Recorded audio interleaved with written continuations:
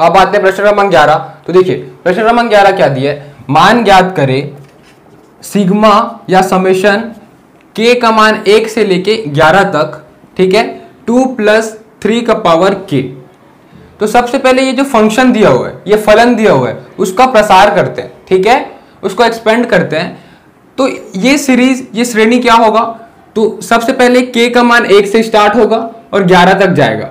तो सबसे पहले k का मान 1 के लिए लिखते हैं, तो 2 + 3 का पावर k, फिर समीशन है यहाँ पे सिग्मा, इसका मतलब सबका योग होते जाएगा, तो प्लस फिर 2 + 3 का पावर, देखिए यहां पहले में k का मान क्या होगा 1, तो ये हो गया 1, फिर 2, फिर वैसा चलते जाएगा साइकिल 3 का पावर 3, तो ये कहां तक जाएगा 2 + 3 का पावर 11, है ना, तो ये हो गया 11 तक जाएगा ये। अब इस श्रेणी को हम देख रहे हैं गुणोत्तर श्रेणी बन रहा है क्या, हम ऐसा नहीं बता पाएंगे, इसके लिए हमको दूसरा पद भागित पहला पद करना होगा। तो इसको और आसान बनाते हैं हम देख रहे हैं कि हर पद में 2 है वो प्लस होते जा रहे हैं, ठीक है, कब तक प्लस होगा, 11 बार होगा, देखिए पहला बार, दूसरा बार, तीसरा बार, ऐसा करके 11 बार प्लस होगा। तो 2 को 11 बार प्लस कर देंगे तो क्या आएगा, तो मैं लिख लेता हूं 2 × 11, मैं ये कर सकता हूं, 2 को 11 बार प्लस करने से अच्छा 2 × 11 कर लेता हूं, ये तो हो गया 2 वाला पार्ट। अब फिर प्लस, अब मैं क्या लिख सकता हूं, 3 का पावर 1 है, फिर प्लस 3 का पावर 2, 3 का पावर 3, ये कहां तक जाएगा 3 का पावर 11 तक जाएगा, ठीक है। 2 × 11 क्या हो जाएगा, ये 22 धन। अब हम देखें इसको, तो ये एक गुणोत्तर श्रेणी बन रहा है, ठीक है।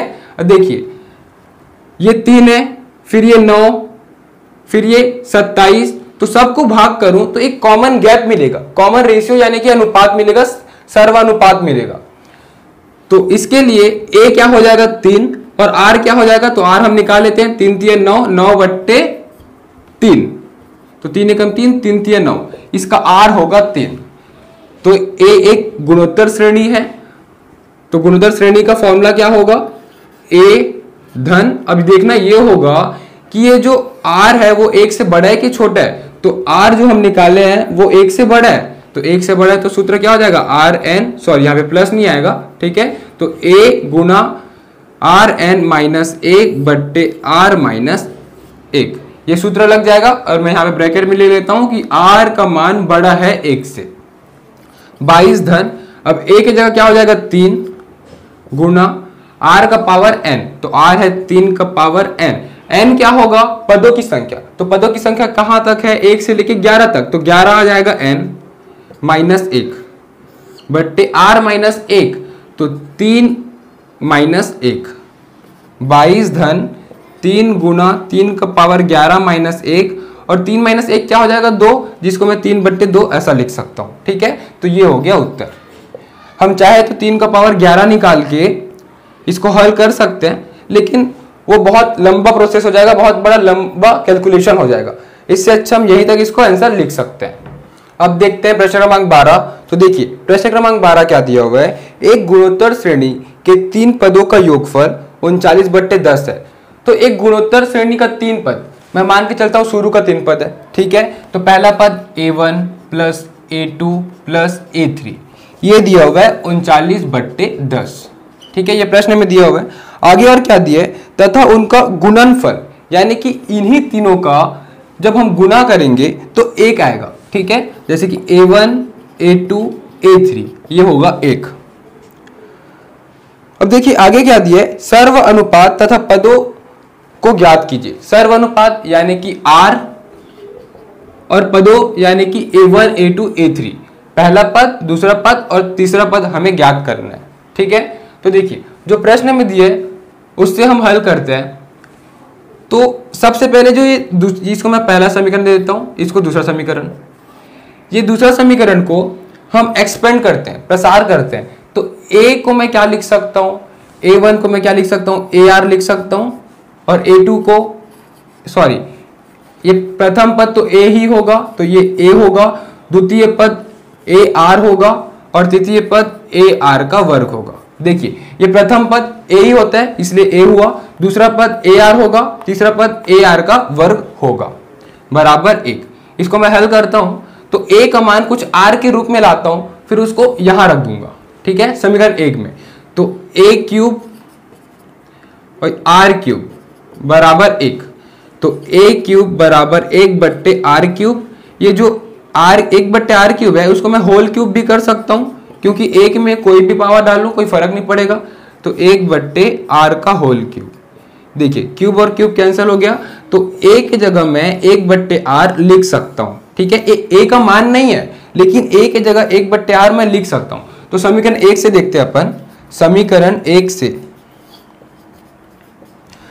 समीकरण में क्या दिया हुआ है, a1, तो a1 की जगह a होगा प्लस a2 की जगह क्या होगा, a r plus a r का स्क्वायर बराबर 39 बट्टे 10, ठीक है। इसको मैं आगे हल करता हूं इस तरफ। तो देखिए मैं यहां पे देखूं तो a की जगह मैं क्या रख सकता हूं, 1 बट्टे आर लिख सकता हूं, ठीक है। फिर उससे क्या होगा, सभी जो है वो सभी पद r में हो जाएगा, तो यहां से r का मान इजिली मिल जाएगा हमें, ठीक है। तो a की जगह मैं लिखता हूं 1 बट्टे आर धन 1 बट्टे आर, और ऊपर में भी r दिया हुआ है, प्लस 1 बट्टे आर का वर्ग बराबर 39 बट्टे 10। अब देखिए यहां से r और r कट जाएगा, एक r कट गया ऊपर से, तो 1 बट्टे आर धन 1 धन r, ये बचा बराबर 39 बट्टे 10। तिर्यक गुणा करता हूं इसको, ठीक है। सबसे पहले मैं यहां से लघुत्तम लूंगा, तो लघुत्तम लूंगा तो क्या आएगा, r, ये r भागित r क्या हो जाएगा, 1 गुणा 1 धन r, ये हो जाएगा r का वर्ग बराबर 39 बट्टे 10। अब तिर्यक गुणा करता हूं, ये हो जाएगा 10 एकम 10, 10r धन 10r का वर्ग बराबर 39r, ये आधर जाके गुणा हो जाएगा। अब सभी को मैं एक तरफ शिफ्ट करता हूं, ठीक है, सभी को मैं राइट हैंड साइड तरफ लेफ्ट हैंड साइड तरफ लाता हूं, तो क्या हो जाएगा 10r का वर्ग। देखिए एक द्विघाती समीकरण बन रहा है, तो मैं इसको अरेंज करके लिखता हूं। देखिए यहाँ पे प्लस 10r है, यहाँ प्लस 39r, इधर आके क्या हो जाएगा माइनस 39r, तो प्लस माइनस क्या होगा, माइनस होगा, लेकिन साइन रहेगा माइनस में। 10 में 39 घटाऊंगा कितना बचेगा, 29r, और फिर प्लस 10 बराबर 0। अब इसे मैं हल करता हूं, तो देखिए ये दोनों को गुणा करूंगा तो 10 गुणा 10 क्या होगा, 100। अब 100 का कुछ ऐसा लघुत्तम लूंगा, ठीक है, कुछ ऐसा फैक्टर लूंगा जो माइनस 29 ला दे, ठीक है। तो 25 चौक 100 होता है, ठीक है, तो माइनस 25 और माइनस 4 माइनस 29 ला देगा, और 25 चौक 100 होता है, यानी कि दोनों को संतुष्ट करेगा। तो मैं क्या लिखूंगा, 10r square minus 25r minus 4r धन 10 बराबर 0। ये दोनों से कॉमन लूंगा, क्या आएगा कॉमन, 5 आएगा कॉमन, तो 5 दूनी 10 और r भी कॉमन आ जाएगा, ठीक है।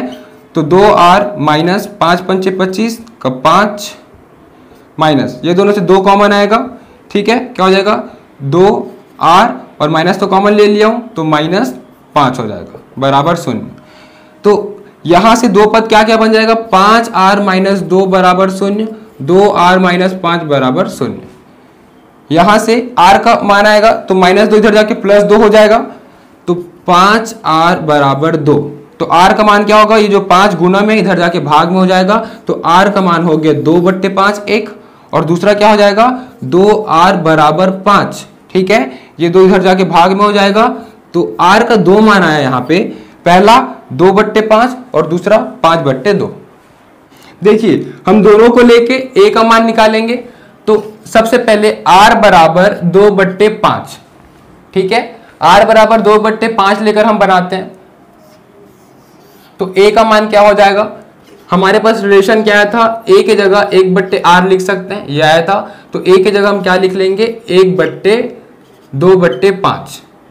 इसका मतलब ये क्या हो जाएगा, ये 1 बट्टे 1 और 2 बट्टे 5, तो 5 ऊपर चले जाएगा, 2 नीचे, तो a का मान क्या हो गया 5 बट्टे 2।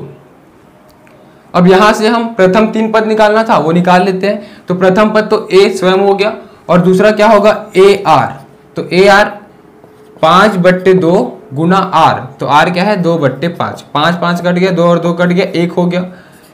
ar का वर्ग, ये हो गया तीसरा पद, तो 5 बट्टे 2 और 2/5 का वर्ग, तो वर्ग है तो गुना 2/5 लिख देता हूँ।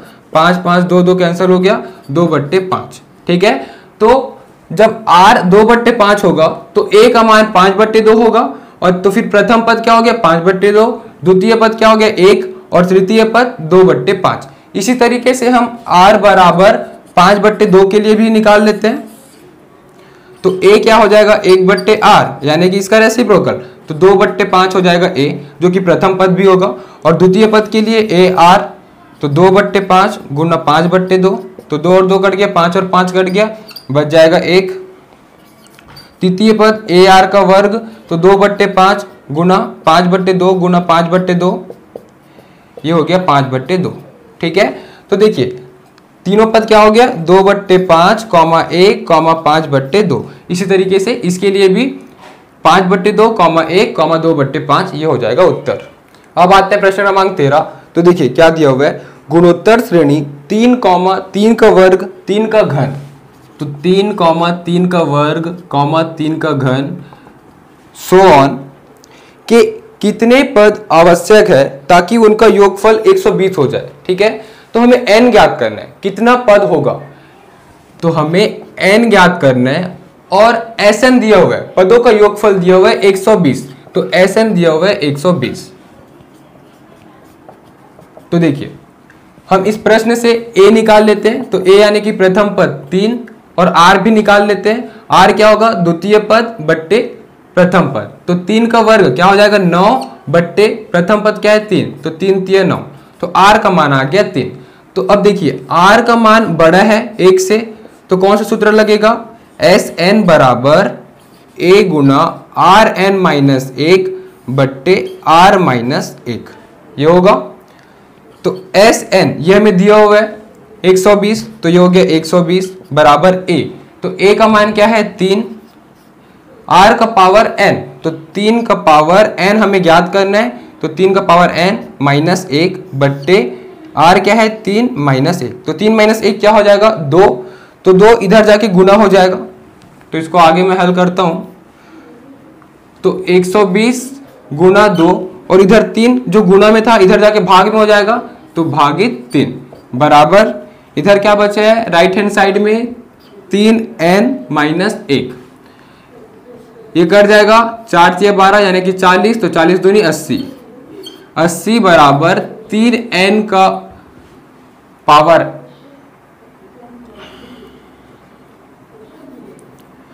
तो क्या हो जाएगा 3n-1। अभी -1 इधर आके +1 हो जाएगा, तो 80 और 1 जुड़ जाएगा, तो क्या हो जाएगा 81 बराबर 3 का पावर n, तो 3 का घात 4 बराबर 3 का घात n। ठीक है, 3 को 4 बार गुणा करेंगे तो 81 आएगा। अब देखिए आधार दोनों का बराबर हो गया, तो घात को तुलना करेंगे, तो 4 बराबर n, हम लिख सकते हैं n का मान 4 होगा, तो ये हो गया उत्तर। अब देखते हैं प्रश्न क्रमांक 14। देखिए क्या दिया है, किसी गुणोत्तर श्रेणी का प्रथम 3 पद का योगफल। ठीक है, तो प्रथम 3 पद क्या होगा a1 a2 a3, इसका योगफल दिया हुआ है 16। फिर आगे क्या दिया है, तथा अगले 3 पदों का योग 128 है, तो इसके अगला 3 पद क्या होगा a4 a5 a6, इसका योग 128 हमें दिया हुआ है। तो गुणोत्तर श्रेणी का प्रथम पद, सर्व अनुपात तथा n पदों का योगफल ज्ञात कीजिए। प्रथम पद यानी कि a और r s n, ये 3 चीज हमें ज्ञात करना है। ठीक है, तो देखते हैं सबसे पहले जो दिया है उसको हम एक्सपेंड करते हैं। a की जगह मैं क्या लिखूंगा, प्रथम पद a ही होता है तो a रहेगा। a2 को मैं ar लिख सकता हूं, ar स्क्वायर लिख सकता हूं, a3 को बराबर 16, इसको देता हूं मैं पहला समीकरण। ठीक है, फिर उसी प्रकार इसको भी मैं एक्सपेंड करूंगा, तो a4 का सूत्र क्या हो जाएगा ar3 ar4 ar5 बराबर 128, इसको देता हूं दूसरा समीकरण। अब देखिए समीकरण 1 और 2 को हम हल करेंगे, तो ये दोनों कैसे हल होगा, सबसे पहले ये दोनों को हमें बराबर करना होगा। तो बराबर कैसे होगा, देखिए समीकरण 1 में अगर मैं r³ यानी कि r का घन अगर गुना कर दूं तो सब बराबर हो जाएगा। ठीक है, तो मैं यहां पे लिखूंगा समीकरण 1 में आर क्यूब गुणा करने पर क्या हो जाएगा, A R cube plus A R का पावर 4 ए आर का पावर 5 बराबर, अब यहां भी तो आर क्यूब गुणा होगा तो 16 गुणा आर क्यूब। ठीक है, देखिए समीकरण 1 में आर क्यूब तो गुणा किए और फिर क्या करेंगे, समीकरण 2 को उससे घटा देंगे और समीकरण 2 से घटाने पर,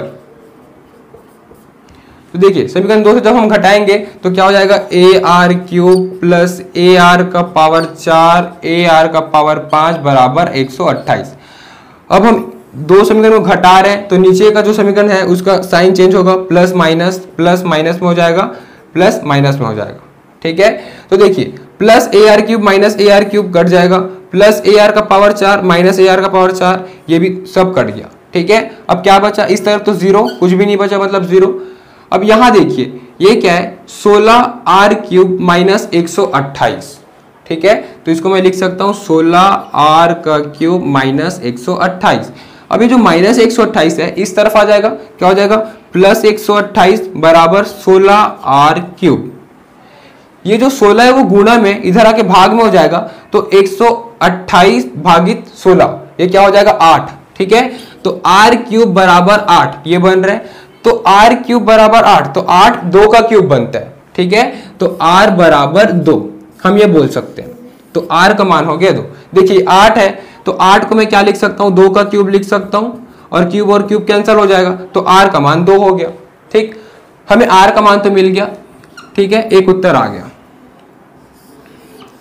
अब दूसरा में ए निकालना है, तो ए निकालने के लिए कोई सा भी समीकरण में मैं आर का मान रख देता हूं। ठीक है, समीकरण 1 में रखता हूं, समीकरण 1 में आर का मान रखने पर, ठीक है, तो देखिए क्या है, ए, तो ए के जगह तो अभी ए ही रहेगा, प्लस ए आर, तो आर का मान कितना है 2, तो ये हो जाएगा 2 गुना ए, 2a, फिर आर का वर्ग यानी 2 दूनी 4, ये हो जाएगा 4a बराबर 16, 4 और 2 6, 6 और 1 7, 7a बराबर 16 हो गया, तो a का मान क्या हो जाएगा 16/7।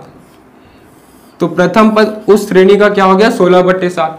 अब a भी मिल गया, r भी मिल गया, हमें Sn निकालना है। ठीक है, तो Sn बराबर, तो Sn निकालने के लिए सबसे पहले हमें देखना पड़ता है कि r का मान 1 से छोटा है कि बड़ा, तो 1 से बड़ा है तो कौन सा सूत्र लगेगा, a r का power n minus 1/r minus 1। Sn बराबर a क्या है 16/7, r का पावर n तो 2 का पावर, देखिए n पदों का योगफल ज्ञात करना है तो n के जगह n ही होगा, -1, r माइनस 1, तो r क्या है 2, 2 में से 1 घटा दूंगा कितना बचेगा 1, तो नीचे में 1 लिखूं नहीं लिखूं कोई मतलब नहीं है, तो ये हो गया उत्तर।